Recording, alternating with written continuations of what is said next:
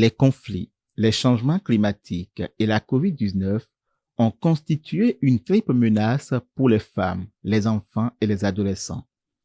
Depuis une dizaine d'années, à l'échelle mondiale, l'amélioration de la santé des femmes, des enfants et des adolescents et la réduction des inégalités entre les sexes sont remis en cause par des conflits. Les changements climatiques et l'arrivée de la COVID a davantage aggravé les choses. Une situation qui interpelle les consciences et surtout celles des dirigeants. Les dirigeants du monde doivent agir vite et maintenant pour mettre fin aux restrictions sur les services de santé de base pour les femmes, les enfants et les adolescents occasionnés par la COVID-19, les conflits et les changements climatiques. C'est dans cette optique qu'un webinaire annuel dénommé PMNCH Accountability Breakfast a été organisé en marge de la 77e Assemblée générale des Nations unies à New York.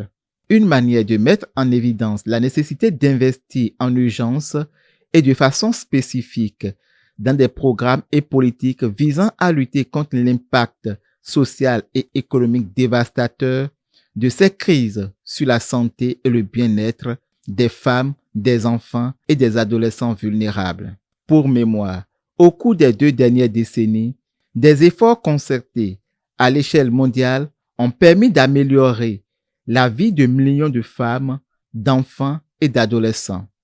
La proportion de filles scolarisées dans le monde, par exemple, est passée de 73% en 1995 à 89% en 2020.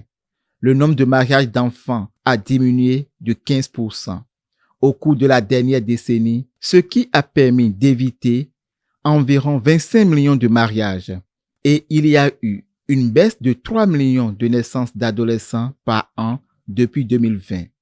Ces progrès et bien d'autres encore sont aujourd'hui mis à mal par le COVID-19, les changements climatiques et les conflits.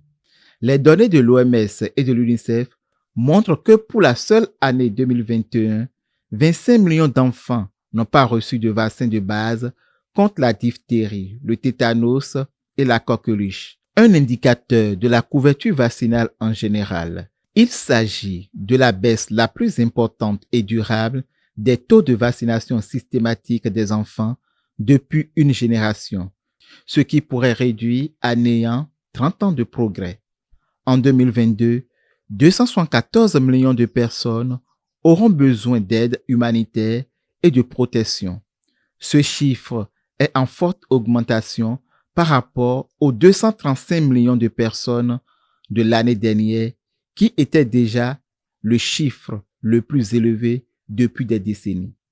L'Afrique de l'Ouest et du Centre compte l'une des plus grandes populations de personnes déplacées en Afrique avec quelques 5,6 millions de personnes déplacées à l'intérieur, 1,3 million de réfugiés, 1,4 million de rapatriés qui ont encore besoin d'aide et 1,6 million d'apatrides.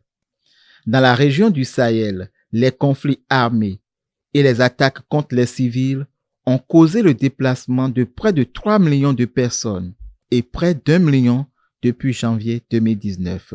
La COVID-19 a entraîné une hausse des prix des denrées alimentaires et une augmentation générale du coût de la vie dans de nombreux pays d'Afrique de l'Est, d'Afrique centrale, d'Afrique de l'Ouest, ainsi que dans d'autres régions, ce qui a limité l'accès à la nourriture et à d'autres produits de première nécessité. Face à ce tableau sombre, la rencontre co-organisée par le PMNCH et l'organisation Chaque femme, chaque enfant sonne comme un cri dont la réponse adéquate va améliorer le bien-être des femmes, des enfants, des adolescents, gage d'un avenir meilleur pour les nations. Rappelons que le PMNCH est la plus grande alliance au monde pour la santé et le bien-être des femmes, des enfants et des adolescents avec plus de 1300 organisations partenaires qui travaillent ensemble à travers 10 groupes constitutifs.